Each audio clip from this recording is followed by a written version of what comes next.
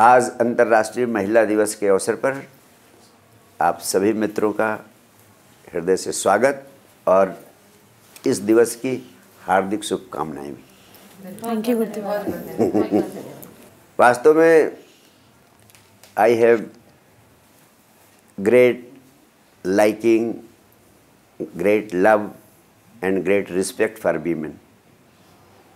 So I thought this would be a good opportunity to seize the occasion to get you and interact heart to heart. मेरा मानना है कि इस पृथ्वी को और अधिक सुंदर बनाया जा सकता है अगर स्त्रियों के जो स्वाभाविक गुण हैं उनको हम परिवार में, समाज में, देश में, दुनिया में प्राथमिकता दें और उनको पुष्पित, पल्लवित और संवर्धित करने की व्यवस्था कर सकें। वास्तव में स्त्रियों को मैं इस अस्तित्व का अत्यंत सुंदर उपहार समझता हूँ और यदि पूरी तरह हम इनको हंसता, खिलता और खेलता हुआ जीवन उपलब्ध कराने की व्यवस्था कर सके तो बड़ी सरलता से ये संपूर्ण पृथ्वी स्वर्ग बन सकती है। माधुर्य और आनंद का सागर पैदा हो सकता है इस पृथ्वी पर। इसलिए इस अंतर्राष्ट्रीय महिला दिवस के अवसर पर मैं यही कहना चाहूँगा कि स्त्रियों को जो गरिमा, जो सम्मान, जो गौरव मिलना चाहिए था सृष्टि के प्रारंभ से और जिससे वे अभी तक वंचित रही है, टिल वेरी रिसेंटली स्त्रियों को सिर्फ वस्तु की तरह ट्रीट किया जाता रहा है, यहाँ तक कि उनको वोट देने का अधिकार से भी वंचित किया गया था। ये कितने दुर्भाग्य की बात है कि अभी टिल वेरी रिसेंटली बहुत सारे देशों में तो अभी 20वीं सदी के अंतिम चरण में उन्हें वोट देने का अधिकार मिला है। तो कितना दुर्भाग्य रहा है कि जो पूरी मनुष्यता स्त्री के बिना आधी है और जो मनुष्यता का बेटर हाफ है वो इतना अधिक अत्याचार, उत्पीड़न और अमानवीय जीवन जीने को विवश रहा है। तो वास्तव में ये जो भी औद्योगिक क्रांति हुई, जो आर्थिक क्रांति हुई, जो 21वीं सदी में साइंस और टेक्नोलॉजी के परिवर्तन हुए, इनसे निश्चित रूप से कुछ पढ़ी लिखी संभ्रांत परिवार की महिलाओं को आगे आने का अवसर मिला और हम इक्वल अपॉर्चुनिटी की बात कर रहे हैं, समान अवसर उपलब्ध कराए जाने की बात कर रहे हैं, जेंडर इक्वलिटी की बात कर रहे हैं।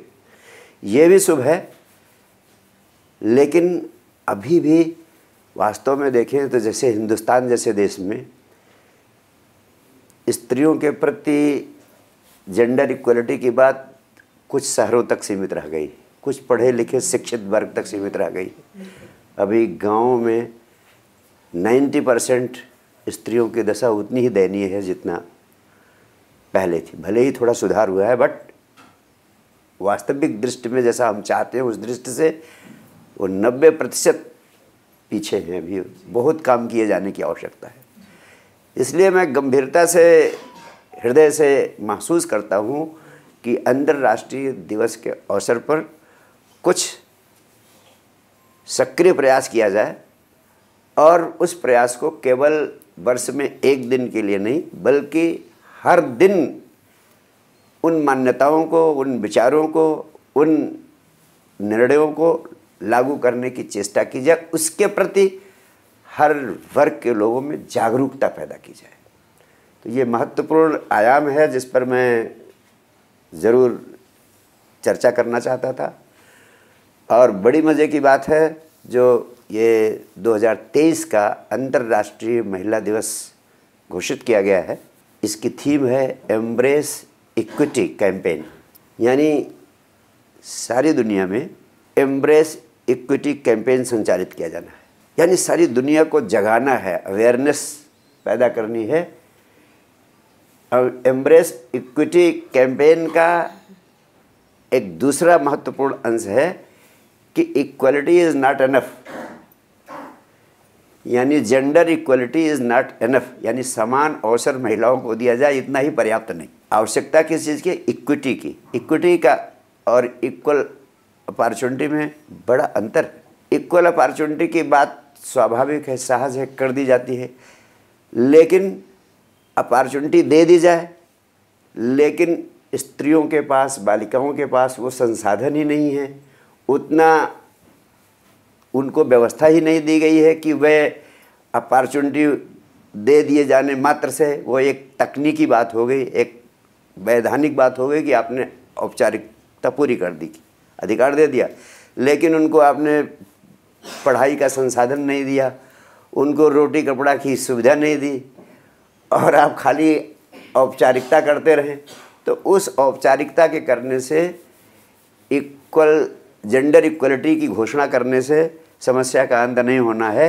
इसलिए equality, gender equality is not enough, इससे आगे कोई बात सोची जाए, इक्विटी की बात सोची जाए कि पहले उनको वो संसाधन भी उपलब्ध कराए जाएं महिलाओं को, जिससे उन संसाधनों को प्राप्त करके वे जो इक्वलिटी की अपॉर्चुनिटी है उसका लाभ भी प्राप्त कर सकें। अन्यथा एक तकनीकी घोषणा होगी, एक पारंपरिक वैधानिक घोषणा होगी, लेकिन उसका लाभ महिलाओं को नहीं मिलेगा। तो इस अंतर्राष्ट्रीय दिवस को मनाने के पीछे जहाँ तक मेरी मंशा है, मेरा मानना है, वो सिर्फ यही है कि पूरे विश्व स्तर पर इस बात की चर्चा हो। अगर हम इसकी चर्चा करते हैं, इस बात का अपने विचार को, इस भाव को दूर दूर तक फैलाते हैं और लोगों को प्रेरित करते हैं, इस पर सोचने के लिए विवश करते हैं, उसको इस दिशा में चिंतन करने के लिए, तो निश्चित रूप से हम बहुत जल्दी महिला सशक्तिकरण के लक्ष्य को प्राप्त कर सकते हैं। आप लोग महिला जीवन की अंतरंगता से परिचित हैं, उसके सभी आयामों को आपने जिया है बचपन से। इसलिए मैं चाहता था कि आप लोगों के बीच बैठकर आप लोगों के माध्यम से भी शेयर किया जाए, और जो आपके भीतर उद्गार हों, जो प्रश्न हों, उनके प्रति मेरे प्राणों में जो प्रतिसंवेदन है वो आप तक पहुँचे, और आपके माध्यम से पूरे हिंदुस्तान में ही नहीं, सारी दुनिया में ये संदेश पहुँचे। इसलिए इस कार्यक्रम का आज विशेष आयोजन किया गया। मुझे बहुत अच्छा लगेगा कि आप सब लोग अपने हृदय की बात कहें और अपने प्रश्न भी यहाँ रखें। Thank you.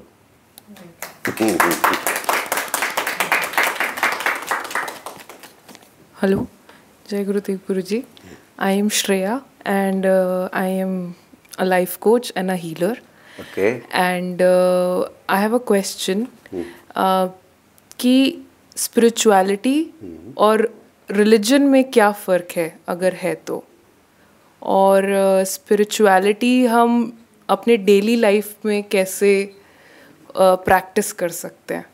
बहुत अच्छा आपने आध्यात्मिक प्रश्न पूछ लिया इस अवसर पर। और वास्तव में महिलाओं का अध्यात्म से बहुत गहरा संबंध है। आपसे मैं कहूँ, जहाँ तक मेरे संज्ञान में है, अनंत काल से संबुद्ध पुरुषों के संपर्क में हमेशा महिलाएं ज़्यादा रही हैं। अगर 4 लोग भगवान बुद्ध के पास जाते थे तो उसमें से 3 स्त्रियां होती थी, और यही औसत भगवान महावीर के साथ भी था। यही उनमें भी उनके अगर 4 शिष्य होते थे तो उसमें औसत 3 स्त्रियां होती थी। और भगवान कृष्ण के समय में तो शायद औसत और बढ़ गया था। यानी ये स्पिरिट ऑफ रिसेप्टिविटी, या स्त्रियां हृदय के स्तर पर, हृदय के तल पर ज़्यादा जीती है, इसलिए आध्यात्मिक दिशाओं में उनकी रुचि अधिक होती है, स्वाभाविक है। पुरुष बुद्धि से ज़्यादा जीता है, इसलिए वो उसकी रुचि आते आते बहुत समय लग जाता है। वो ज़्यादातर वृद्धावस्था में ही उनकी रुचि पैदा होती है, जब डर लगता है कहीं मर न जाए। मौत का भय आने पर पुरुषों में ये भाव जगता है। खैर, मैं थोड़ा इधर उधर बोलने लगा। आपका प्रश्न है कि आध्यात्मिकता और धर्म में क्या संबंध है। वास्तव में पहले तो ये जान लेना जरूरी है कि आध्यात्मिकता है क्या। इस संसार में सृष्टि के दो महत्वपूर्ण आयाम हैं। एक है दृश्य जगत जो इन आँखों से दिखाई पड़ता है, और दूसरा है इस दृश्य जगत को देखने वाला। तो संपूर्ण सृष्टि को सिर्फ दो भागों में बांटा जा सकता है, दृश्य जगत यानी पदार्थ का जगत, और दूसरा जो इस दृश्य जगत को देखने वाला है।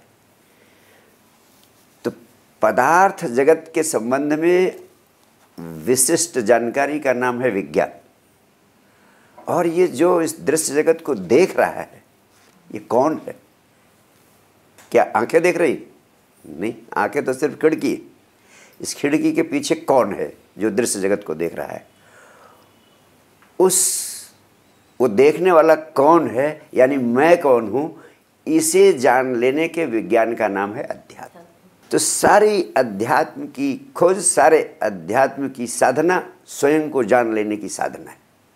और जब आप अपने स्वयं की चेतना के विज्ञान को जानने में उत्सुक होते हैं तो आप आध्यात्मिक हो जाते हैं। और अब प्रश्न उठता, धर्म क्या है? जिन लोगों ने आध्यात्मिक अनुभव प्राप्त किया, जो अध्यात्म के अनुभव को उपलब्ध हुए, जिन्होंने स्वयं को जाना, जैसे बुद्ध, महावीर, कृष्ण, क्राइस्ट, मोहम्मद, ये वो लोग हैं जो स्वयं को जान सके।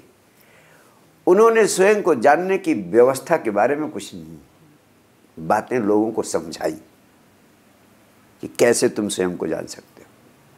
उस प्रक्रिया में सुनने वालों ने कुछ नियम, व्यवस्था और आचरण बनाने शुरू किए कि ऐसे रहो, ऐसे जियो, ऐसा ऐसा करो। उसी के परिणाम स्वरूप धर्म का जन्म हुआ। लेकिन धीरे धीरे ये जो औपचारिक कृत्य, कर्मकांड, कैसे रहो, कैसे जियो, कैसे उठो, कैसे बोलो, क्या करो, ये बहुत महत्वपूर्ण हो गया। और आज तो ये स्थिति हो गई है कि मैं कौन हूँ, इस तरफ किसी की दृष्टि ही नहीं है। जो केंद्र था, जो प्राण था धर्म के अंतर्गत, वो गायब हो गया। सिर्फ औपचारिक कर्मकांड रह गए हैं। और आज चाहे हिंदू हो, चाहे मुस्लिम हो, चाहे सिख हो, चाहे ईसाई हो, किसी को इससे मतलब नहीं है मैं कौन हूँ। लेकिन सब अपना अपना झंडा खड़ा करने के लिए और एक दूसरे से धर्म के नाम पर लड़ने के लिए तैयार है। अगर वो स्वयं को जानने के मूल दिशा में सक्रिय हो जाए तो ये लड़ाई अपने आप खत्म हो जाएगी। वास्तव में जैसे पदार्थ का विज्ञान एक है, तो सारी दुनिया के लिए एक है, हिंदू, मुस्लिम, सिख, ईसाई। अगर विज्ञान का नियम है पानी 100 डिग्री पर गर्म होता है तो भाप बनता है। चाहे हिंदू गर्म करे तो, चाहे मुस्लिम गर्म करे तो, चाहे सिख गर्म करे तो, चाहे ईसाई गर्म करे तो 100 डिग्री पे ही गर्म होगा। यानी जैसे पदार्थ का विज्ञान, भौतिक विज्ञान, फिजिक्स, केमिस्ट्री, मैथमेटिक्स सबके लिए एक है, वैसे ही अध्यात्म है क्या? अंतर का विज्ञान, the science of the inner. वो भी वास्तव में सबके लिए एक ही होना चाहिए, लेकिन आज वो बट गया है। 21वीं से ज्यों ज्यों मनुष्य मैच्योर हो रहा है, ज्यों ज्यों आदमी की प्रज्ञा बढ़ रही है, आने वाले समय में मेरी यही अवधारणा है, मेरा यही प्रयास है, यही मेरे जीवन का, मेरे आध्यात्मिक मूवमेंट का, साइंस डिवाइन मूवमेंट का एक ही उद्देश्य है कि जैसे पदार्थ का विज्ञान एक है, वैसे साइंस ऑफ द इनर, अध्यात्म का विज्ञान भी एक होना चाहिए, जिसको सब लोग फॉलो करें तो सबको परिणाम मिले। और उस अध्यात्म के विज्ञान का नाम मैंने साइंस डिवाइन रखा है। और वो हिंदू, मुस्लिम, सिख, ईसाई इस प्रकार की समस्त मान्यताओं से मुक्त है। अब 21वीं सदी के मनुष्य को सीमित मानसिकता और सीमित मान्यताओं के घेरे से बाहर सोचने की आवश्यकता है। जैसे बहुत सारी पुरानी परंपराएं हमारी गिर रही हैं, जो हमारी गलत धारणाएं, वर्ग को लेकर रहीं, जिन्होंने पूरी पृथ्वी को अभिशप्त कर दिया, जिसके कारण पूरे युग में हम इस अस्तित्व के विराट सौंदर्य का अनुभव करने में वंचित रहे। वास्तव में एक ही काम अगर कर दिया जाए, महिलाओं को का सशक्तिकरण कर दिया जाए और वो सही भूमिका में आ जाए, तो मैं आपसे कहना चाहता हूँ कि इस मनुष्य के जीवन के सभी आयामों में असाधारण प्रगति होगी और ये पृथ्वी कई गुना अधिक सौंदर्य से भर जाएगी। और तभी सच्चे अर्थों में साइंस ऑफ द इनर भी एक हो सकेगा, अध्यात्म का विज्ञान भी एक होगा सबके लिए, और बहुत जल्दी वो समय आने वाला है। That is why I am also conducting a world wide young mind movement. Young mind movement यानी ऐसे लोग जिनका चित्त युवा है, उम्र कोई भी हो। हमने 70 साल के युवा भी देखे हैं और 17 साल के बूढ़े भी देखे। तो जो भी युवा चित्त के लोग हैं, उनको मैं उनसे आग्रह करता हूँ कि वो सोचें, एक नई सोच पैदा करें, और जो रास्ता गलत दिख जाए उसको छोड़ने की हिम्मत हो, और जो रास्ता सही दिख जाए उस पर चलने की ताकत हो। जिसके भीतर ऐसी ताकत है, ऐसा साहस है, उनको मैं युवा मानता हूँ। और ऐसे युवाओं से मैं अपील करता हूँ कि इस पृथ्वी को एक अध्यात्म दिए जाने की, one and only one science of the inner दिए जाने की आवश्यकता है। जैसे one and only one science of the outer है, वैसे one and only one science of the inner भी होना चाहिए। और सभी युवा चित्त के लोगों को इस दिशा में सक्रियता से सोचना चाहिए, आगे आना चाहिए। उसके लिए मैं आग्रह करता हूँ, अपील करता हूँ।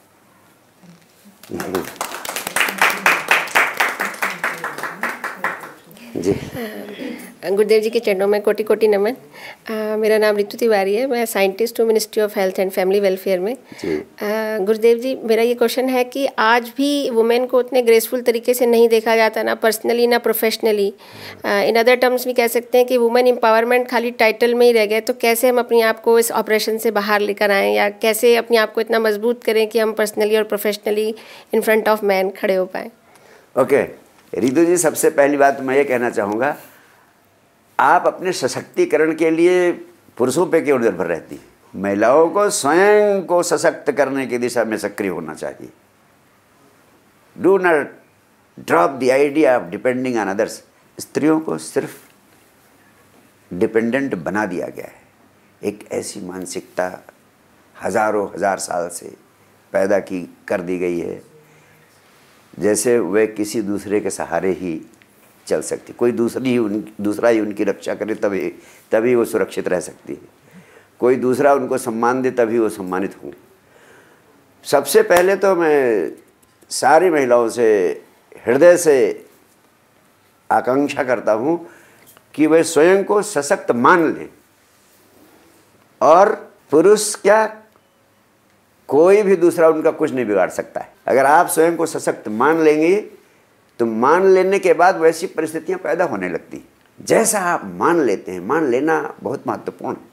आप स्वयं को अगर ताकतवर मानने लगते हैं तो मानते मानते ये मानना पहले हो सकता है थोड़ा कमज़ोर होगा, विचार के तल पे होगा, केवल मस्तिष्क के तल पर मानेंगे, फिर धीरे धीरे मानते मानते वो क्षण के आ जाएगा, हृदय से भी मानने लगेंगे, और धीरे धीरे वो आपके आत्मा के तल पर प्रवेश कर जाएगा। और जब तीनों तलों पर ही आपकी मान्यता प्रवेश कर जाती है तो आप स्वयं सशक्त हो जाते हैं। फिर दुनिया की ताकत के परमात्मा भी आपको नहीं रोक सकता है वहाँ पहुँचने से, जहाँ पहुँचना चाहती है, उस चीज़ को पाने से जिसे आप पाना चाहती हैं। एक बात। दूसरी बात, आप जो भी आपके साथ अन्याय या अप्रिय व्यवहार हो रहा हो, अगर उसके लिए आपके भीतर आवाज़ उठाने की क्षमता है, आवाज़ उठाने का भाव है, पहले तो आप माने स्वयं को सशक्त। दूसरे, जो आपको गलत दिख जाए कि आपके साथ गलत किया जा रहा है, उसके लिए तुरंत आवाज़ उठा दें। आवाज़ कितनी भी धीमी हो, लेकिन आवाज़ उठाएं ज़रूर। अगर आप मूक रह जाते हैं, अगर आप सहते रह जाते हैं, अगर आप कहने में भी संकोच करते हैं तो आप युवा चित्त के नहीं। अगर आपके साथ अन्याय हो रहा है, अत्याचार हो रहा है, अप्रिय व्यवहार हो रहा है, तो आपको तत्काल इस संबंध में संदेश दे देना चाहिए संबंधित लोगों को कि मुझे इसकी पीड़ा हो रही है और मैं आपको हृदय से कहता हूँ सारा अस्तित्व आपका सहयोगी बन जाएगा, कोई आपके साथ हिम्मत नहीं कर पाएगा। लेकिन अगर आपकी आदत पड़ी रही कि चलो मैं झेल लेती हूँ, क्या फ़ायदा पंगा लेने से, क्या फ़ायदा बात उठाने से, तो आप भीतर से जलती जाएंगी, दुखी रहेंगी, पीड़ा में रहेंगी, तनाव में रहेंगी और हो सकता है आप एंग्जाइटी और डिप्रेशन में भी चली जाए। हमेशा सिर्फ शिकायत निकलेगी कि मेरे साथ दुर्व्यवहार हो रहा है। बस ये मेरा मानना है कि छोटी सी ये 2 बातें आप प्रयोग करके देखें। अगर 1 हफ्ते प्रयोग करेंगी उसके बाद आपको परिणाम मिलने लगेगी।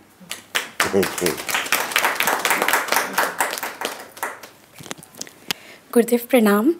गुरुदेव मैं कॉर्पोरेट फील्ड में हूँ और बहुत बार हम ऐसा होता है कि क्या कहते हैं, हम स्टक्ड फील करते हैं अपने आप को, और जो इतने ओवरवेलमिंग इमोशंस होते हैं उनसे कैसे हम सॉल्यूशन की ओर, कभी कभार बहुत स्टक्ड फील होता है उसमें। yes. तो उससे कैसे निकला जाए, उससे कैसे बाहर निकला जाए? Quite true. We are emotional beings and especially women. they are an embodiment of emotions. तो वर्क प्लेस में आपकी emotions very many times you feel hurt and at times you feel as if you will get destroyed because sufficient remedy or sufficient opportunity of recovery is not available to you. ये बहुत महत्वपूर्ण प्रश्न है और लगभग male and female दोनों से जुड़ा है, ज़्यादा फीमेल से जुड़ा है, specially those females who are at the work place. और मैं आपसे कहना चाहता हूँ, जितने भी हमारी ज़िंदगी की इमोशंस होती हैं, इमोशनल ट्रबल्स होते हैं, हम इमोशनल ट्रबल्स को ख़त्म करने के लिए अभी तक समाज के द्वारा एक ही रेमेडी उपलब्ध कराई जाती है, आपको समझाया जाता है कि बुरा मत मानो, कोई भी कुछ कह रहा है क्रोध मत करो, रिएक्ट बिल्कुल मत करो नहीं तो नौकरी चली जाएगी, समझदारी से काम लो। ये इस तरह के उपदेश आपको दिए जाते हैं, जिन भी आप घर में परिवार वालों से कहोगे वही सुझाव देंगे, साधु महात्मा गुरु के पास जाओगे वो भी यही समझाएंगे। तरीका कुछ भी हो सकता है, शब्द कुछ भी हो सकते हैं, लेकिन सुझाव आपको यही दिए जाते हैं कि समझदारी से काम लो, दबा लो। लेकिन जिस चीज़ को आप दबा लेते हैं वो चीज़ धीरे धीरे घाव बन जाती है, वो चीज़ धीरे धीरे पीड़ा बन जाती है, वो धीरे धीरे कैंसर बन जाती है। भले ही उसको दबा के आपने उस समय कुछ अप्रिय बात होने से रोक लिया, लेकिन आप निश्चित रूप से मेडिकल साइंस और साइकोलॉजी दोनों की रिसर्चेज इस निष्कर्ष पे पहुंची हैं कि जब आप अपनी भावनाओं को दबा लेते हैं तो आप मॉडर्न लाइफ की जितनी बीमारियां होती हैं उनमें से किसी न किसी के शिकार हो जाते हैं। और अब तो मेडिकल साइंस भी कहने लगी है कि जो ये आपको स्ट्रेस होता है, टेंशन होता है, जिससे हार्ट प्रॉब्लम्स होती हैं, इसी से एंग्जाइटी होती है, इसी से डिप्रेशन होता है, यहाँ तक कि कैंसर भी उसी कारण से होने लगा। तो ये तो fundamental root cause of all your troubles of 21st century life है। तो इस साइंस को समझ लेना बहुत ज़रूरी है कि कैसे हम अपने इमोशंस की पीड़ा से स्वयं को मुक्त कर सकें। तो मैं आपको और आप लोगों के माध्यम से सभी मित्रों को, स्पेशली सभी महिलाओं को आज के अवसर पर ये संदेश देना चाहता हूँ कि ये उनके जीवन का बहुत महत्वपूर्ण आयाम है। How to control the emotions, how to get rid of unpleasant emotions, and how to get rid of the side effects of these unpleasant emotions which are causing great havoc on the lives। आपको अध्यात्म जगत का गहरे अनुभव का एक सत्य बताना चाहता हूँ। जब भी आप इमोशंस आपके भीतर आती हैं तो आपके पास दो ही उपाय हैं, या तो इमोशंस को दबा लो या तो इनको व्यक्त कर लो। और यही दो काम आप करते। जैसे एक उदाहरण लेते हैं कि इमोशन ऑफ एंगर, क्रोध का भाव आपके भीतर उठा, तो या तो आप क्रोध को व्यक्त कर दोगे है, और या तो क्रोध को दबा लोगे। व्यक्त कर दोगे तो भी तो एक ज्वालामुखी आ सकता है, वो ज्वालामुखी से गुजरोगे हैं। व्यक्त नहीं करोगे तो भीतर एंजाइटी, डिप्रेशन और कैंसर की सिचुएशन पैदा होगी जिसके आप शिकार होगे। तो ये दोनों उपाय ही व्यर्थ, ये दोनों ही उपाय आपको नुकसान पहुंचाते हैं, और ये दोनों नुकसान आपको पूरी ज़िंदगी नुकसान पहुंचाते रहते हैं, आप उनसे मुक्त नहीं हो पाते हो। उपदेश कितने भी आपको दिए जाते हैं सब व्यर्थ चले जाते हैं। तो मैं आपको उपाय बताता हूँ कि ये दोनों काम नहीं करना है। आप तो मेरे मन की सारी ना तो उस भावना का भोग करना है, यानी उसे व्यक्त नहीं करना है, ना भोग और ना दमन, ना दबाना है, सिर्फ जागना है। अब ये जागने का अर्थ क्या है ये समझाना चाहता हूँ। इस जागरण पर मैंने बहुत प्रयोग किया। जैसे आपको क्रोध आ रहा है किसी बात, आप छोटा सा प्रयोग क्रोध से शुरू करें। जब क्रोध उठ रहा है तो सिर्फ जाग जाओ, उस समय होश में आ जाओ कि मुझे क्रोध आ रहा है, और जाग के देखो कि मेरे भीतर क्रोध उठ रहा है। जो भाव जग रहा है आपके भीतर, उस क्षण होश में आ जाते हो तो आप उस भाव के प्रति जाग जाते हो। होश आ जाए कि मेरे भीतर क्रोध उठ रहा है। ये अध्यात्म का विज्ञान कहता है कि जब आप जाग जाएंगे और भीतर उठते हुए क्रोध को, you will simply start watching it, just become a witness to it. अपने भीतर उठते हुए क्रोध के साक्षी बन जाओ। और मैं कहता हूँ कि शुरू में 5 मिनट आप कोशिश करो कि हम 5 मिनट क्रोध को देखेंगे। ये हो ही नहीं सकता कि 5 मिनट के भीतर अगर आप जागरूक होके क्रोध आपके भीतर उठ रहा है इस भाव के प्रति जागरूक हो जाए, होशपूर्ण हो जाए, क्रोध का भाव अपने आप तिरोहित होने लगेगा, अपने आप गायब होने लगेगा, और 5 मिनट के भीतर ही आप पाओगे कि क्रोध गया। वास्तव में जब भी आपको क्रोध आता है तो आप बेहोश हो जाते हो। आपकी चेतना का क्रोध से कभी साक्षात होता ही नहीं। You have never encountered anger in your life, क्योंकि जब क्रोध आता है तो होश गायब हो जाता है। इसीलिए लोग मुझसे मिलते हैं, गुरुजी आज तो बड़ा अनर्थ हो गया, आज तो मैं पत्नी पे हाथ उठा लिया। अरे गुरुदेव, मैं तो उसको देवी की तरह मानता हूँ। एक बार एक व्यक्ति मेरे पास आया, गुरुदेव माँ को तो मैं पूजता हूँ देवी की तरह, और आज मेरा हाथ ऐसे उठा, मैं अपने को माफ़ नहीं कर पा रहा हूँ, माँ के ऊपर मेरा हाथ उठ गया। यानी माँ के ऊपर हाथ कब उठा होगा? जब वो व्यक्ति नहीं रहा होगा अपने भीतर, गायब हो गया, होश गायब हो गया है। तो एक ही चेष्टा है कि ये जो भाव उठते हैं वो इतना प्रबल हो जाते हैं कि आपके होश को गायब कर देते हैं। बस जो भाव आपके भीतर उठे उस समय होश को गायब ना होने दें, यही साधना करनी है। इसी को कहते हैं साक्षी भाव से भाव को देखना। Watch your anger, just remember, मेरे भीतर क्रोध की अग्नि उठ रही है। सिर्फ इतना आप भाव करो कि क्रोध उठ रहा है, तो आपको तुरंत अपने आप याद आ जाएगा कि जब जब क्रोध हुआ है मुझे पछताना पड़ा है। आपको याद आ जाएगा, भगवान बुद्ध कहते थे जब क्रोध एक ऐसा आग का अंगार है जिसे आप उठाते हैं दूसरे पर फेंकने के लिए, लेकिन तब तक आपका हाथ जल जाता है? याद आ जाएगा आपको। जब होश आएगा कि मुझे क्रोध आ रहा है, तब तक आपको ये चीज़ें अपने आप वाइब्रेट कर जाएंगी, और इसका परिणाम क्या होगा? होश के सामने भावनात्मक ज्वर अपने आप विसर्जित होने लगते हैं। ये मेरे प्राणों का अनुभव है। इसी को मैं कहता हूँ साक्षी साधना। इसीलिए मैं कहता हूँ आपकी ज़िंदगी की समस्त समस्याओं की महा औषधि है साक्षी भाव में जीना। तो साक्षी भाव में जीने के विज्ञान को मैं बड़ी प्रखरता से लोगों के हृदय तक पहुँचाना चाहता हूँ।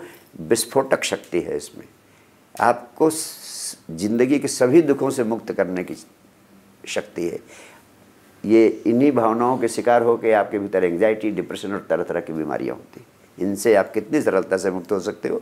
Simply by learning the art of awareness, specifically at the moment when you are becoming victimised by any emotion, anger, jealousy, lust, whatever it be. Okay, enough for this. सबसे पहले तो आपका बहुत बहुत धन्यवाद, आपने बुलाया यहाँ मुझे जी। दूसरी बात ये कि मुझे सबके बीच बैठ के ऐसा लग रहा है कि मैं सचमुच एक भारतीय नारी गुड, ऐसी मतलब अनुभूति हो रही है जी। और ब्यूटीफुल।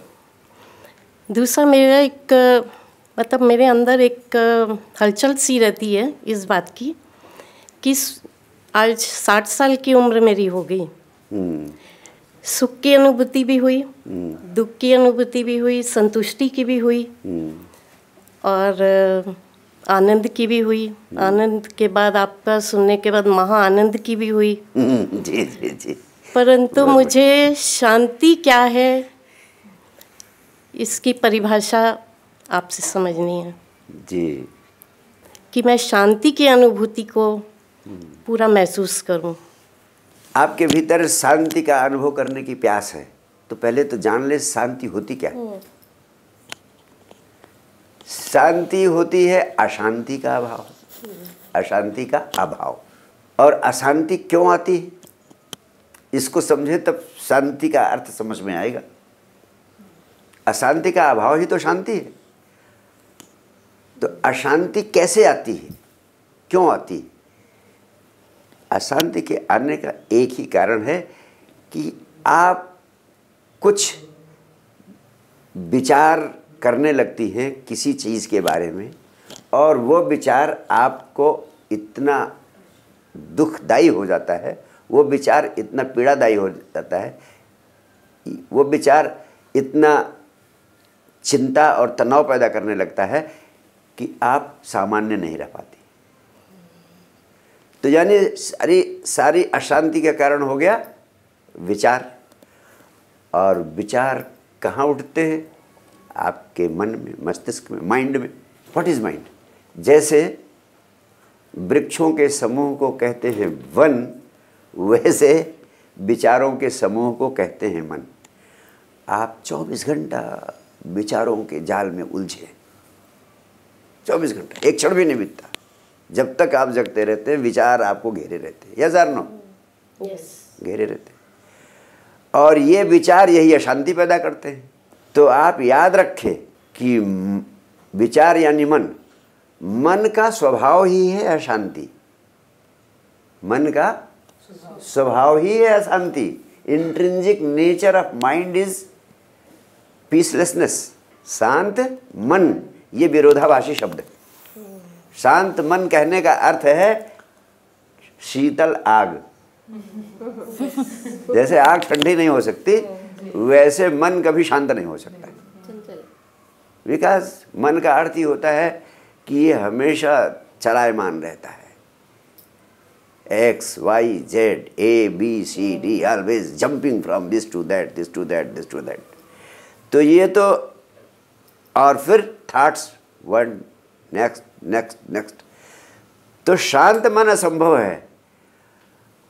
तो मन को शांत करना कैसे संभव है? मन को शांत करने का कोई उपाय नहीं है, केवल अमन की अवस्था को उपलब्ध होने से मिलती है शांति। स्टेट ऑफ नो माइंड के अनुभव से गुजरने पर मिलती है शांति। यानी कुछ क्षण ऐसे आ जाए, कुछ समय ऐसे आ जाए कि माइंड हो ही ना, माइंड आपकी बहुत बड़ी शक्ति है, आपकी ज़िंदगी के सारे काम करती है, लेकिन ये तब आपके लिए उपयोगी हो सकती है जब आपके भीतर वो क्षमता आ जाए कि जब आप चाहें तो इसका उपयोग करें और जब ज़रूरत हो इसकी तो इसका उपयोग करें, माइंड का, मन का, विचार।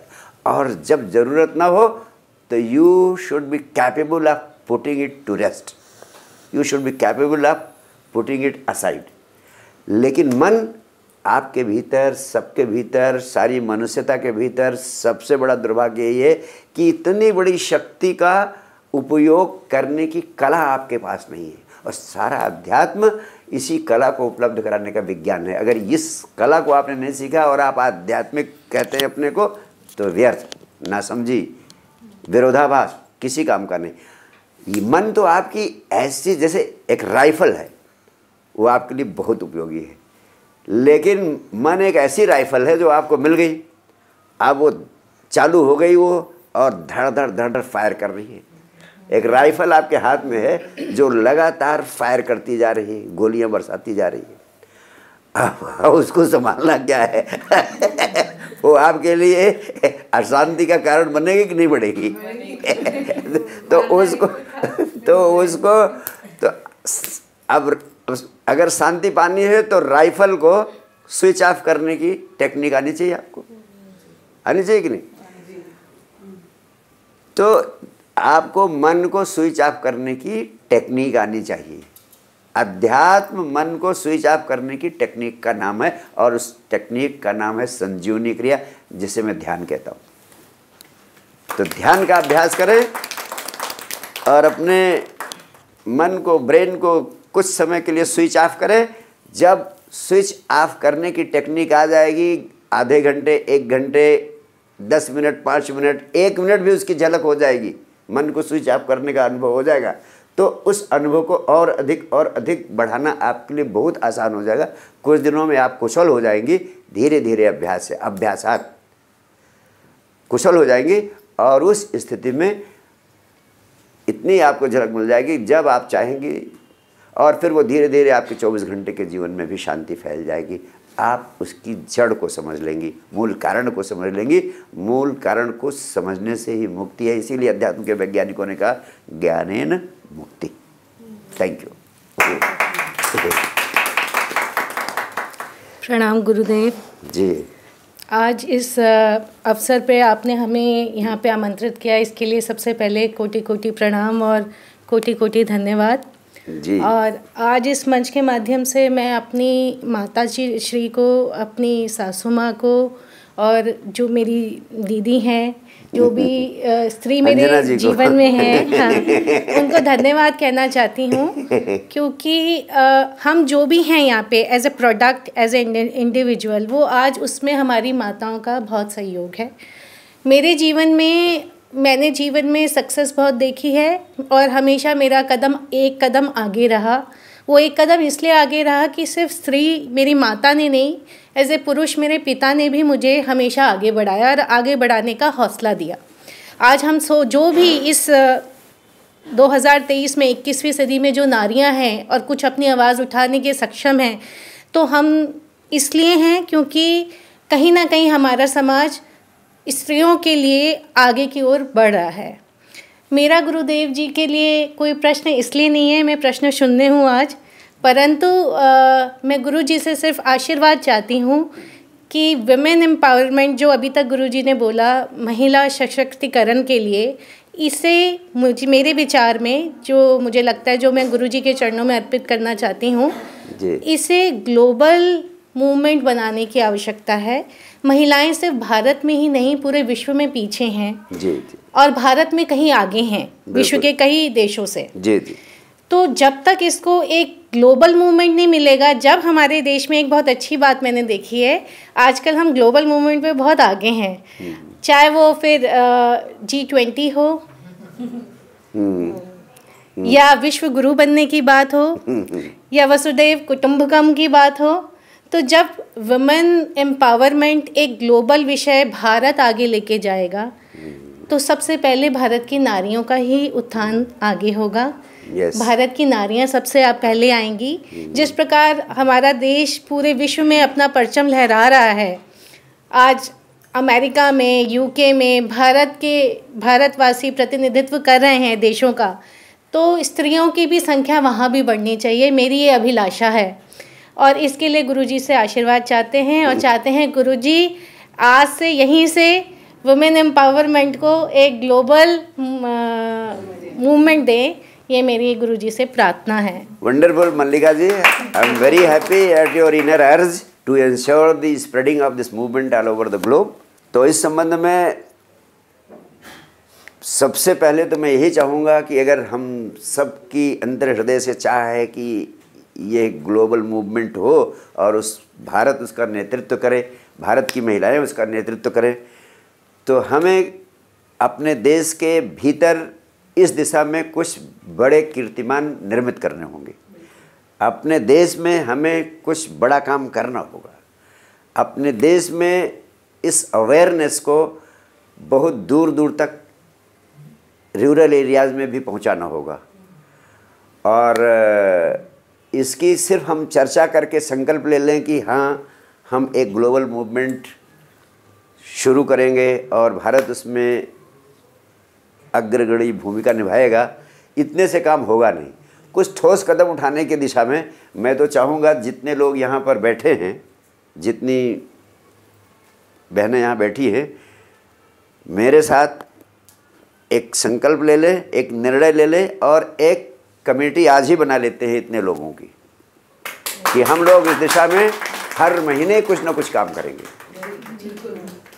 और इस दिशा में देश की सारी महिलाओं में एक युवा चित्त, एक युवा सोच पैदा करेंगे कि उनके भीतर गलत को छोड़ने की ताकत हो, सही रास्ता जो दिख जाए उस पर चलने का साहस हो और उस दिशा में वे एक कदम आगे आएँ। यही हमारा मोटो अगर हो जाए महिलाओं के लिए तो मेरे ख्याल से बहुत बड़ा काम हो सकता है। तो आप सब सहमत हो? Yes yes. तो इस पर ये सक्रिय कमेटी, इतनी सब युवा चित्त वाली बहनें बैठी हैं, they can take a powerful decision and take a powerful lead in the whole country and then give a powerful lead on the global level. Sure sure, definitely. और हर महीने फिर आपको मिलना होगा और इस दिशा में कुछ करना होगा और हमारे अंदर एनर्जी का प्रचार आपको हर महीने करते रहना। गुरुदेव के चरणों में एक छोटी सी बात, जब यहाँ विपत्ति भी आई भारत में कोरोना के रूप में, तो उसको भी हमने जीत लिया। आपके मुखारविंद से निकल जाएगा कि Bharat women international global movement को लीड करेगा, तो वो लीड हो जाएगा। Sure sure. तो लीड तो करना ही है, इसलिए मैंने केवल घोषणा ही नहीं की, उसकी रूपरेखा भी निर्मित कर दी। आज एक हमारी women empowerment committee young mind movement की निर्मित हो जाएगी, निर्मित हो गई। अब इसको अब आप लोग इसको अपना आज ही आप लोग इसके आपकी ये सारे लोग उसमें एग्जीक्यूटिव मेंबर्स होंगे। आज ही उसके जो पदाधिकारी हैं वो भी आप लोग जब कार्यक्रम खत्म होगा 10 मिनट बैठ के तय कर लेंगे और इसका विधिवत घोषणा कर देंगे कि महिला सशक्तिकरण के लिए साइंस डिवाइन फाउंडेशन के अंतर्गत ये कमेटी काम करेगी। और आप सारी तत्काल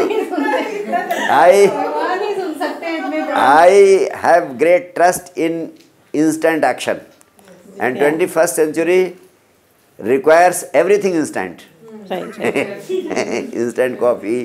मुझे गुरुदेव पे और प्रभु पे पूरा विश्वास है क्योंकि मेरे साथ सारा काम गुरुजी यस तो आज ये काम कर लो और तुरंत काम शुरू हो जाए। हर महीने ये कमेटी मीटिंग करेगी। Yes yes and well begun is half done, कहा ही जाता है। तो अच्छी शुरुआत हो गई है जी। तो ज़रूर से ये काम शुरू हो जाएगा आज ही। हाँ। मेरा नाम रंजना शर्मा है और मैं HRIT ग्रुप में सर्व करती हूँ। जी जी।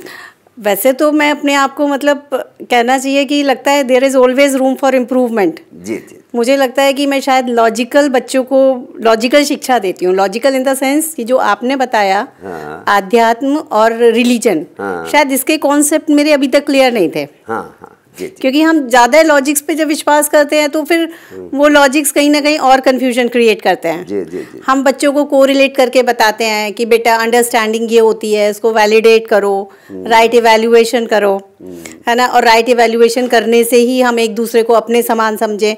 बट लेकिन अभी तक जो मेरा अनटच्ड जो एरिया था वो था अध्यात्म, और आपने जो अभी अभी पहला प्रश्न किया रिलीजन और अध्यात्म वाला, जी। तो बहुत सारे कॉन्सेप्ट्स मेरे क्लियर होने लगे। Good. फिर अशांति वाला कॉन्सेप्ट क्लियर हो गया, जी। फिर क्रोध वाला, क्योंकि मेरे साथ तो प्रॉब्लम ये है कि मेरा रिएक्शन वाला पार्ट बहुत स्ट्रांग है। आई नो एवरीथिंग कि ये गलत है, नहीं गुस्सा करना है, सब कुछ पता है, लेकिन जब वो गुस्सा हो जाता है ना, राइफल से गोली निकली, तब तक तो रिलेशनशिप भी खराब हो जाते हैं, उसको मनाने में 2-3 दिन लग जाते हैं, मतलब वहीं वापस आ जाते हैं बैक टू स्क्वायर जीरो।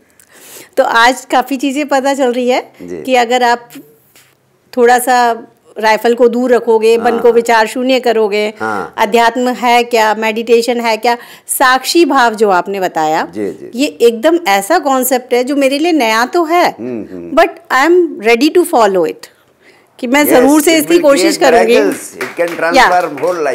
तो जब चीज़ें समझ में आने लगती हैं तो आप करोगे ही। Whatever I am suggesting and trying to go for experiencing it is my own experience, and I have reaped its fruits and found great treasures out of it. You do it and you will also experience miracles. हाँ, तो because of that ना मेरे तो सारे प्रश्न ही समाप्त हो गए, मतलब I don't have any question to ask. तो अभी मतलब ये आपने जो 4-5 क्वेश्चंस के आंसर दिए ना, यही हमारे लिए इतने ज़्यादा हैं, मतलब इसको फॉलो करें, इसको डाइजेस्ट करें, फिर इसको करें, और definitely we are ready to form that. Blessings and good wishes for.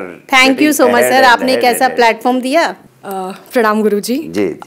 मेरा क्वेश्चन वर्क प्लेस से रिलेटेड है जी। What is workplace spirituality?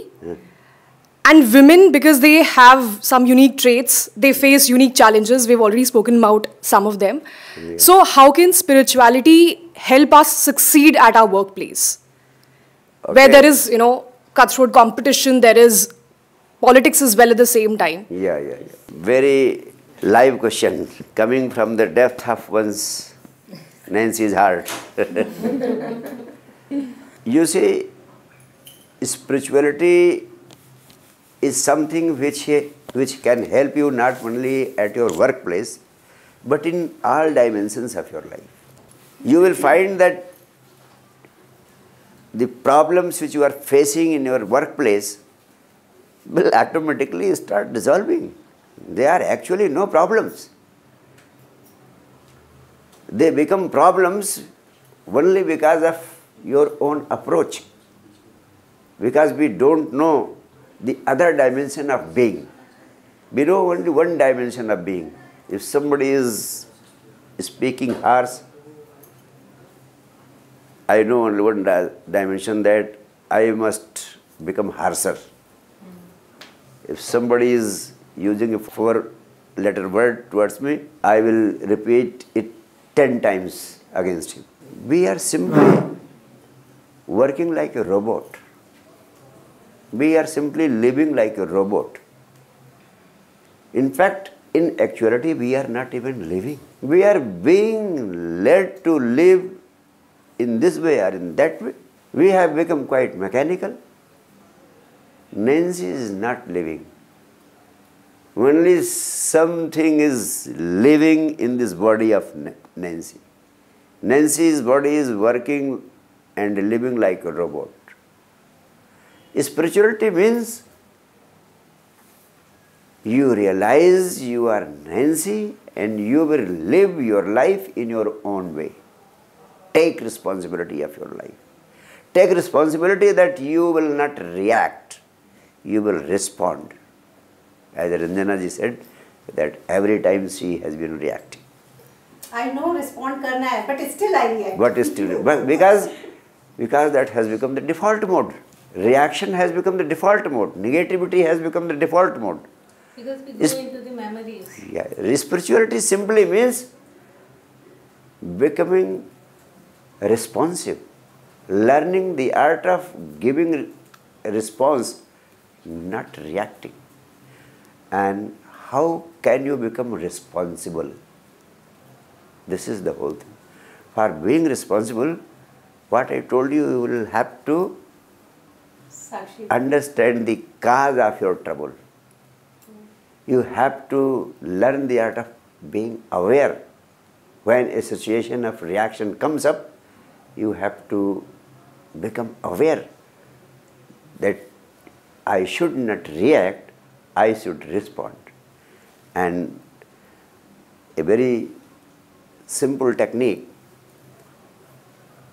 somebody told the father of an enlightened master told him when he was very young, a 9-year boy, that whenever you feel hurt, whenever you feel angry, instead of reacting instantly, you simply take a firm decision to give response to that person just after 24 hours. So make it a rule that whenever there is a situation of reacting to some situation, you will take your comfortable 24 hours to give the right answer. That enlightened person wrote in his memoirs that at the very age of 9 years, his father, when he was on deathbed, he said, I have no wealth left for you, but I am giving you the greatest wealth of my life experience. You treasure it. And he said it in such an emotional way that he treasured it. And he said, I started following it because it was the deathbed time instruction from my father. I could not avoid it. I started following it. And he said, this very practice transformed my life because after 24 hours, every time I found that my answer was entirely different than it could be at the moment if he would have answered instantly. So, learn the art of responding, not reacting. And this will give you great insights in handling other matters of your workplace. Right. Okay. Thank you. Thank you. Thank you. I have one more question. Okay, welcome. Very nice. What are some of the unique challenges and opportunities for a woman on spiritual path? The first important challenge is people will start telling you that you have gone mad. I agree. So be ready to treat them as idiots. And that way you will be meeting the first challenge. And as regards the opportunity part, I will suggest you that being a woman, every woman is many times more fortunate to proceed on the path of spirituality because by their intrinsic nature, women are in the habit of living by their hearts. They don't trust their mind too much. They are not moved by their thoughts and mental directions. Women by nature live their life through heart. And I want to tell you, for spiritual progress in life, You have to bring your consciousness first from head to heart. And this task, this is a very difficult task. Every man who starts spirituality, for bringing his consciousness from head to the level of his heart, I have to pass through such great pains that it may take years and years, but it will become too difficult for him to start living by heart. Fortunately, by virtue of being woman, as a matter of your intrinsic nature, you have greater possibility and greater valuable situation of living by your heart. You see, women do not believe so much in logic. They live more by their intuition. Intuition and love. And love. That is interrelated. So intuition, you may not argue too much. Instead of arguing, you become conclusive. So arguing is the faculty of reason, and conclusiveness is the faculty of intuition.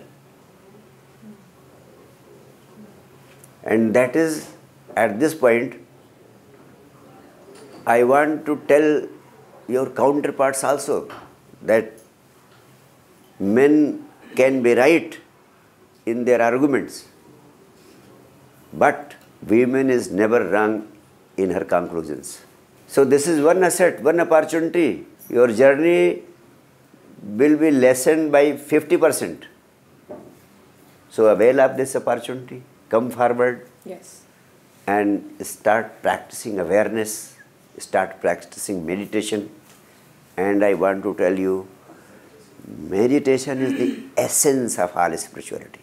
All else is nonsense. In the name of religion, the whole humanity has been pursuing and practicing all the nonsense. Only the central point, the hard point, the soul of spirituality and religion is missing from their lives. That is why there is so much confusion, peacelessness, turmoil, trouble in the whole humanity. So this is an opportunity. Make the best possible use of it. Thank you गुरु जी. प्रणाम गुरु जी, thank you, आपने मुझे यहाँ पे invite किया. सो मेरा question आपसे ये है, being a working women, why at the end of a day there is a guilt in my mind? There is only one reason for your guilt, because you have been fed up with so much notions of morality. You have been filled in your mind, heart and soul. This is right, this is wrong, do this, don't do this. So this moral education and the background in which we have been brought up, the family, the society and the concepts of religion and being irreligious, all these considerations make you feel guilty when you happen not to follow any established norms, right? So first thing, for a young and youthful mind, I would suggest that drop all considerations of right and wrong, morality or immorality. There is nothing right or wrong in this world. It is only your thinking makes it so. All your considerations of morality are the byproduct of your thoughts, what you think. So it is not asking you to become anarchic, but giving you a challenge through this, that you have to learn to listen to your inner voice, not to what people are telling you. Do not create a chaos. Do not start fighting or becoming singled out by them as the odd person in the community or the office. But guilt is something which comes to you inside, from within. Nobody knows it, but inside you are hurt. Instead of getting hurt, you have got one life. Learn to live life on your own terms. Don't let others be judged for you. Don't let others be judged for you. And do not be your own judge also. Learn the art of observation without judgment. Observation without judgment. If you practice this art of observing things without judgment and doing as per the impulse that comes from within yourself, then you will find that in due course of time, whatever starts happening in your life, that will be the right thing. You The said judge- earlier also, live life limitlessly. Yes. Last time also. So in brief, this is the answer to your question. I will explain it sometime future. Namaste Guruji. I'm just grateful for this event. Thank you so much. प्रणाम गुरुजी। आज यहाँ पर जो मतलब meeting हुई है, जो हमारा मिशन के रूप में ये ट्रांसफ़र हुआ है, बस मुझे आपसे आशीर्वाद चाहिए कि हम जितनी महिलाएं यहाँ बैठी हुई हैं, हम सब एक प्रेरणा बन जाएं पूरे समाज के लिए, आपके आशीर्वाद से, कि हम सबको ये मैसेज दे सके कि कैसे हम अपने आप को आगे लेके जा सकते हैं। बस मुझे आशीर्वाद चाहिए आपसे बस। Blessings and good wishes. Thank you गुरुजी, थैंक यू जी। गुरुदेव, मेरा नाम अंजना तिवारी है और आपके चरणों में कोटि कोटि प्रणाम। जी। मैं प्रश्न बाद में पूछूंगी, पर मेरे मन में एक उत्सुकता है वुमेंस डे को लेके 2 शब्द कहने की, आपकी अनुमति चाहती हूँ। नहीं, आई विल लव इट। मैं आपके माध्यम से सभी बहनों और माताओं से एक अनुरोध करना चाहती हूँ कि जैसे हम अपनी घर गृहस्थी में कुछ परिवारों में एक महिला 7-8 जेंट्स होते हैं, जेंडर इम्पॉर्टेंट नहीं है। जैसे कि हमारे गुरुजी ने भी कहा कि भाव और मोह के चलते महिलाएं पीछे रह जाती हैं। हमें सिर्फ अपना विवेक जागृत करने की ज़रूरत है, जहाँ पे हम उन दोनों चीज़ों का बैलेंस करके डिसीजन ले सकें। जब एक गरीब ग्रामीण परिवार में भी एक महिला 9 बच्चों को जन्म देती है, 5 बच्चों को जन्म देती है, बड़े 12-15 परिवार के कुटुंबों को खाना खिला सकती है, तो ये सारी विचार शक्ति की बात है।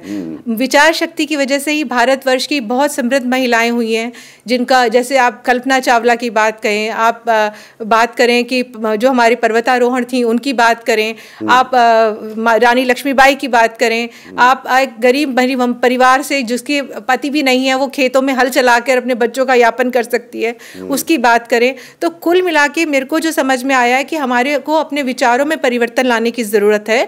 हमें उस जो हमारी विवेक है उसको जागृत करने की ज़रूरत है। ऐसा कोई भी कार्य नहीं है जो कि असंभव हो। यहाँ पे मेल और फीमेल की बात नहीं है, पुरुष और महिलाओं से मतलब नहीं है, क्योंकि पुरुष और महिलाएं तो एक शरीर है जो कि दोनों एक दूसरे के पूरक हैं और आज नहीं तो कल समाप्त हो जाने हैं। पर जिंदगी, जैसा गुरुजी ने कहा, हम सबको एक बार मिली है और अपने तरीके से जीने का अधिकार है। तो हम लोगों को सबको खुद से और अपने आसपास के समाज में ये जागृति लानी पड़ेगी कि हम सब थोड़ा थोड़ा करके उनको ये समझाएं कि कुछ डिसीजन हमें विवेक से लेने पड़ेंगे और कुछ अपने भाव से लेने पड़ेंगे।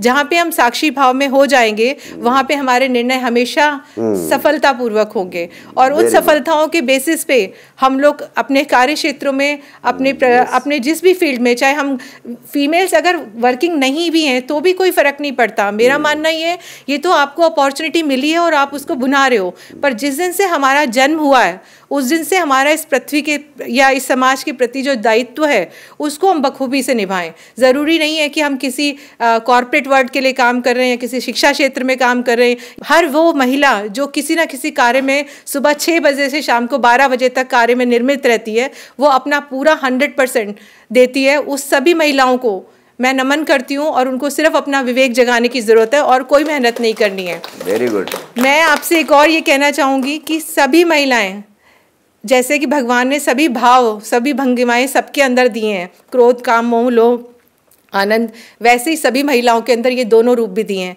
जिन चीज़ों को पुरुष बड़ी मुश्किल से कर सकते हैं, मैंने खुद अपना अनुभव मैं आपके सामने शेयर कर रही हूँ कि मेरा खुद का कॉर्पोरेट का वर्ल्ड 22-23 साल का अनुभव है, जिसमें बहुत उतार चढ़ाव देखे। मेरा मानना है कि जिस कार्य को पुरुष बड़ी दुविधाओं से, इवन आप छोटी सी बात है, मैं आप परिवारों की बात करती हूँ, कॉर्पोरेट की भी नहीं, हम सोच में कंफ्यूज हो जाते हैं, अभी अचानक मेहमान आ गया क्या करें। पर अगर घर में स्त्री है तो उसको सोचने की ज़रूरत नहीं है, वो 5 मिनट में चाय से लेके, यानी आपका ब्रेन इम्प्लीमेंट है, आपका ब्रेन है, आप काम कर सकते हो, आप विचार शक्ति को यूज़ करते हो उस टाइम, और उस छोटे से मूवमेंट को हेल्दी मूवमेंट में कन्वर्ट कर लेते हो। तो ऐसे ही हम अपने लाइफ की जो भी चैलेंजेस हैं, कॉर्पोरेट वर्ल्ड की बात करूँ तो मुझसे भी कई बार कहा जाता है, मुझे जैसे मेरा प्रोफाइल ह्यूमन रिसोर्स का, HR का प्रोफाइल है, तो मुझसे कहा जाता है कि मैम आप कई बार बड़े कठिन डिसीजन ले लेती हैं। काफ़ी लोग बात भी करते होंगे, पर मुझे लगता है कि जिस समय वो निर्णय लेना है तो मैंने लिया, उससे बाद मुझे फ़र्क नहीं पड़ता कि लोग मुझे बुरा कहें या अच्छा कहें। काफ़ी लोग अच्छा भी कहते हैं कि मैम वो डिसीजन आपका बहुत अच्छा था, और उसके बाद आपने जो निर्णय लिया उसके बाद ये सफलताएँ हासिल हुई। कभी कभी हम छोटे बच्चों को परिवार में भी कहते तुम पढ़ते नहीं हो, माएँ सबसे ज़्यादा कहती हैं कि तुम पढ़ते नहीं हो, तुम करते नहीं, यानी हमें आने वाले भविष्य की चिंता है, हमें पता है कि उनके लिए क्या ज़रूरी है। तो जितना परिवार से लेके, कॉर्पोरेट से लेके समाज में महिलाओं का योगदान है और महिलाएं कर सकती हैं, बस थोड़ा सा रोशनी जगाने की ज़रूरत है मन में हर एक महिला को, और वो सोच ले कि एक महिला 5 महिला को वो कन्वे करेगी, तो ये मुहिम हमारी जो ग्लोबल की है ऑटोमेटिकली कंटिन्यू होती जाएगी। और आज से ही हमें प्रण लेना है कि हमें आनंदमय जीवन जीना है और साक्षी भाव में रहना है, तो उससे ऊपर कुछ नहीं है। अब क्योंकि हम सब इतने विषयों पे चर्चा कर चुके हैं तो मेरे पास भी विषय कुछ बचा नहीं है बट ये ज़रूर करूँगी, गुरुदेव की कृपा रहनी चाहिए, और हम सब महिलाओं के अंदर जो विवेक है उसको जागृत करने की ज़रूरत है। और आप ये मत सोचिए कि डिसीजन लेने में आपको, जैसे इन्होंने कहा नैन्सी ने, कि कॉर्पोरेट में होता है, हम अपने आप को जब महिला समझ लेते हैं ना तो हम लोग खुद ही अपने आप को गिल्ट फील करने लगते हैं। आप भूल जाइए, आप उस पोस्ट को देखिए, उस काम को देखिए जिसके लिए आपको निर्धारित किया गया है। उस निर्धारण के समय आपकी पोस्ट के हिसाब से आप अच्छा और बुरा शांति से विवेक करिए। और कभी कोई, मेरा एक्सपीरियंस है, कभी आप कंफ्यूज हो जाएं तो उस डिसीजन को उस समय के लिए टाल दें, अगले दिन बिल्कुल शांति और विचारधारा से निर्णय करके डिसीजन ले। 24 आवर्स विंडो तो मेरा आप सभी बहनों और माताओं से अनुरोध है कि हम गुरुदेव की आज्ञा का पालन करते हुए अपने अपने अंदर की जो हमारी विचार शक्ति और विवेक शक्ति है उसको जागृत करें और आनंदमय जीवन जिए। ज़िंदगी बहुत खूबसूरत है। आप चैलेंजेस तो आते रहेंगे, जैसे मौसम आते हैं, अभी कल तक सर्दियां थी, अब गर्मी आ गई, अब थोड़े दिनों बाद कुछ और होगा, तो हमको उसी नदी की तरह बहते रहना है और उसी को आनंदमय जीवन में करना है। जय गुरुदेव। बहुत सुंदर, बहुत सुंदर। बस एक लास्ट, मतलब एक क्वेश्चन मुझे पूछना था। जी जी। एक ये एक अभी कवर नहीं हुआ है। जी जी। Gurudev, what is the role of relationship in today's scenario where women are choosing consciously to be single and not wanting to get married, or they are figuring out their life? Very important question because now it's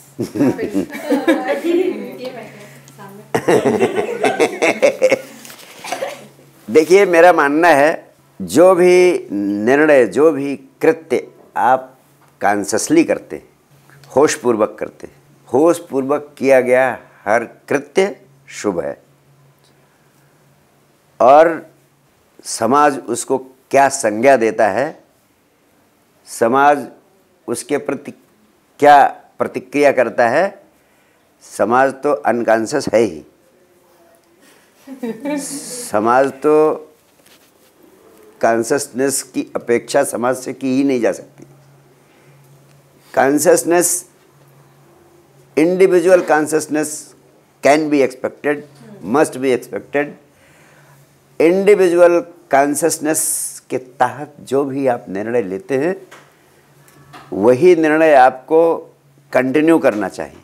वो चाहे single रहने का निर्णय है, चाहे किसी के साथ रहने का निर्णय है, चाहे इस आदमी के साथ रहने का निर्णय है, चाहे उस आदमी के साथ निर्णय का है, ये भी महत्वपूर्ण नहीं है। समाज इसके लिए भी आपको अदरवाइज कह सकता है कि इसके साथ रहने का निर्णय क्यों कर रहे हैं, उसके साथ निर्णय का रहने का निर्णय करना चाहिए। अगर वो निर्णय भी आप कॉन्शसली करते हैं तो कॉन्शसली लिया गया निर्णय ही वास्तव में आपके जीवन में सुख, शांति, आनंद की वर्षा कर सकता है, और वही निर्णय आध्यात्मिक होता है। अब प्रश्न उठता है कि निर्णय कॉन्शस कैसे हो। कॉन्शस निर्णय तभी हो सकता है जब आप जागरूक होकर होश पूर्वक जीवन जीने का अभ्यास करें, जिसका अनिवार्य अंग है कि 24 घंटे में कम से कम आधे घंटे ध्यान का अभ्यास करें। ध्यान ही आपके जीवन में सजगता और जागरूकता को पैदा कर सकता है। जब ये सजगता और जागरूकता पैदा होती है तो आप केवल अपने निर्णय ही अच्छे नहीं करते, आप हजारों, लाखों, करोड़ों लोगों को सही दिशा में निर्णय लेने के लिए आधार स्तंभ हो जाते हैं, उनके मार्गदर्शक हो जाते हैं। आपके पास ऐसे लोगों को भीड़ लग जाएगी जो आपसे मार्गदर्शन मांगने के लिए विवश हो जाएगी। आपका ऑरा ही चेंज हो जाएगा। जहाँ भीड़ है बेहोशी में जीने वालों की, वहाँ आप अभ्यास करेंगे तो आपको तो लाभ होगा ही, आपके आसपास जो लोग होंगे उनको भी लाभ होगा। और रिलेशनशिप बहुत महत्वपूर्ण विषय है, उसमें सदैव जागरूक होकर होशपूर्वक कॉन्शसली ही निर्णय लेना चाहिए। Thank you. Thank you Guru.